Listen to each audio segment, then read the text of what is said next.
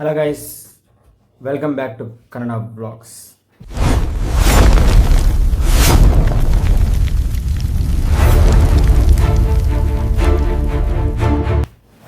ಇವತ್ತಿನ ಕಂಟೆಂಟ್ ಏನಿಲ್ಲ ಗೈಸ್. ಏನಂದರೆ ಇನ್ನೊಂದು 5 ಡೇಸಾಗ ನನಗೊಂದು ಕಂಪ್ನಿ ಬರೋದು, ನಮ್ಮ ಕಾಲೇಜಿನ ಕಂಪ್ನಿ ಬರೋದು. ಸೊ ಅದಕ್ಕೋಸ್ಕರ ಇವತ್ತು ಬೆಳಗ್ಗೆಯಿಂದ ಓದೋಣ ಅಂತ ಟ್ರೈ ಮಾಡಿದರೆ ಗೊತ್ತಾಗ್ತದೆ ಗೈಸ್. ಏನಾಗಿಲ್ಲ, ನಾನೇ ನಿಂತ್ಕೊಂಡಿದ್ದಂಗೆ. ಇವಾಗ ಏನು ಹೇಳ್ತೀನಿ ಅಂದರೆ, ನಾವು ಓದೋದು ರಿಯಾಲಿಟಿ ಎಕ್ಸ್ಪೆಕ್ಟೇಷನ್ ಹೇಳ್ತೀನಿ ಕೇಳಿ. ಇವಾಗ ಟೀ ಕುಡಿಯೋಕೆ ಹೋದಾಗ ಏನಿಸ್ತು, ಅಲ್ಲೆಲ್ಲ ಚೆಕ್ ಮಾಡಿದಾಗ ಇನ್ನೊಂದು ವೀಕ್ದಾಗ ಕಂಪ್ನಿ ಬರುತ್ತೆ, ಕಂಪ್ನಿ ಓದ್ಕೊಳ್ಳೋಣ ಅಂತ ಅನಿಸ್ತು. ಸೊ ಕಂಪ್ನಿ ಓದ್ಕೊಳ್ಳೋಣ ಅಂತೇಳಿ ಟೀ ಕುಡಿಯೋಕೆ ಹೋದಾಗ full search, chat G P T ಮಾಡಿದ್ದು ಏನು ಬರುತ್ತೆ ಆ ಕಂಪ್ನಿ ಡೀಟೇಲ್ಸ್ ಎಲ್ಲ ಹಾಕಿದ್ದು, ಆ ಕಂಪ್ನಿ ಬಗ್ಗೆ ತಿಳ್ಕೊಂಡಿದ್ದು, ಕಂಪ್ನಿ ಏನು ಕೊಡುತ್ತೆ ಏನಿಲ್ಲ, ನಮ್ಮ ಜಾಬ್ ರೋಲೇನು, ಅವ್ರಿಗೆ ಏನೇನು ರಿಕ್ವೈರ್ಮೆಂಟ್ಸ್ ಐತೆ ಅವೆಲ್ಲ ಕೇಳ್ತಿದ್ದೆ ಗೈಸ್. ನಾನು ಅವೆಲ್ಲ ನೋಡ್ತಿದ್ದೆ ಗೈಸ್. ನೋಡ್ಬೇಕಾದ್ರೆ ಏನಿಸ್ತು, ಇದೆಲ್ಲ ಬೇಕು, ಇದಿಷ್ಟು ಬೇಕು, ಇದು ಬೇಕು, ಸರಿ ಓದ್ಕೊಂಬಿಡೋಣ, ಇವಾಗ ಹೋಗಿ ಟೀ ಕುಡಿದು ಹೋಗಿ ಓದ್ಕೊಂಬಿಡೋಣ.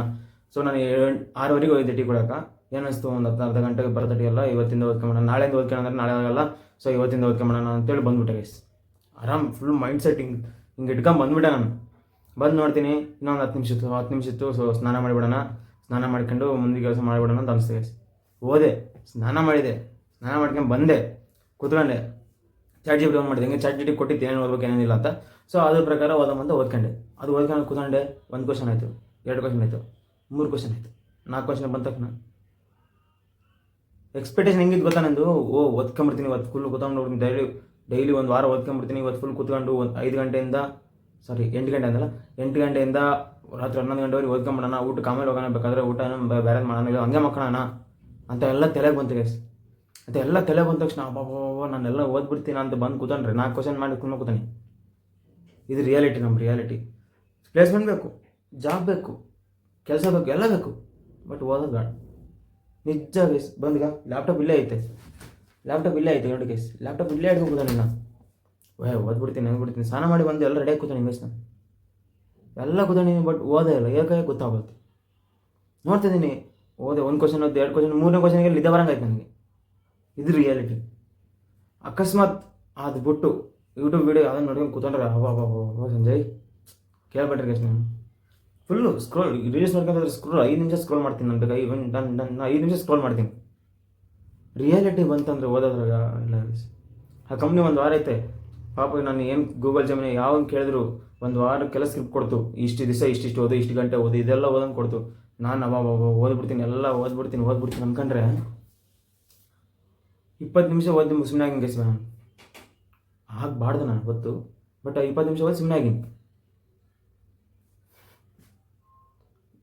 ಜಿಪ್ಪಕ್ಕೆ ಗೈಸ್, ಏನಿಲ್ಲ, ಮಾತಾಡೋಕ್ಕೆ ಏನಿಲ್ಲ, ಇಷ್ಟೇ. ಖಾಲಿ.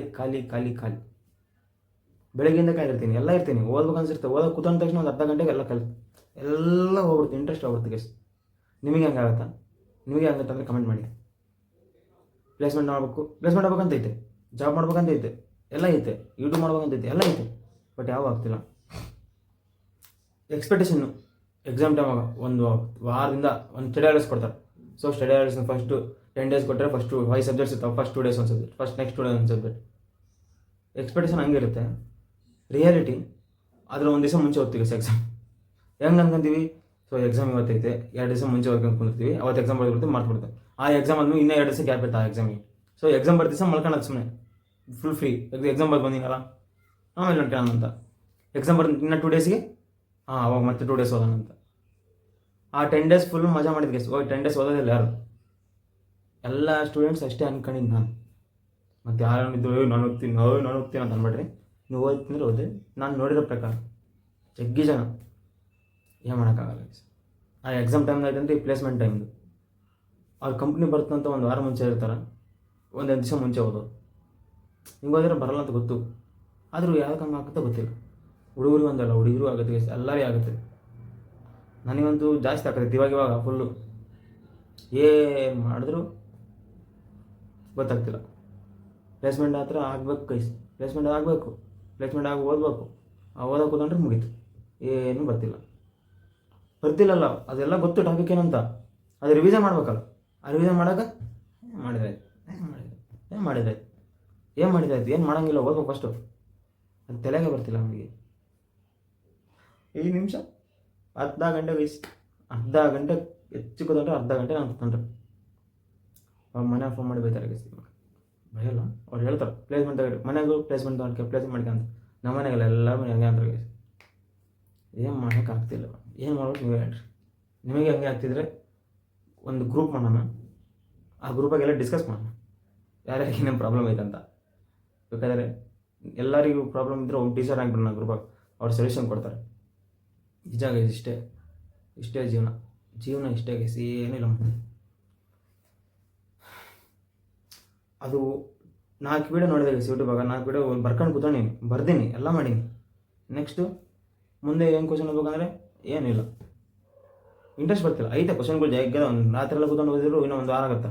ಡೈಲಿ 24 ಅವರ್ಸ್ ಕೂತ್ಕೊಂಡ್ರೆ 1 ವಾರ ಆಗುತ್ತೆ ಓದೋಕೆ, ಆದರೂ ಓದ್ತಿಲ್ಲ. ನಿಮಗೆ ಹೆಂಗೆ ಆಗುತ್ತೆ? ಆದರೂ ಓದ್ಬೇಕು ಗೈಸ್, ಓದ್ತೀನಿ, ಏನೋ ಒಂದು ಮಾಡಿ ಓದಲೇಬೇಕಲ್ಲ, ಓದಬೇಕು. ಓದ್ತೀನಿ ಗೈಸ್.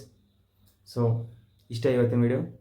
ನಿಮಗೆ ಈ ವಿಡಿಯೋ ಇಷ್ಟ ಆದರೆ, ನಿಮಗೂ ಇದು ರಿಲೇಟ್ ಆದರೆ, ನಿಮಗೂ ಇದು ರಿಲೇಟ್ ಆದರೆ, so please like, share and subscribe.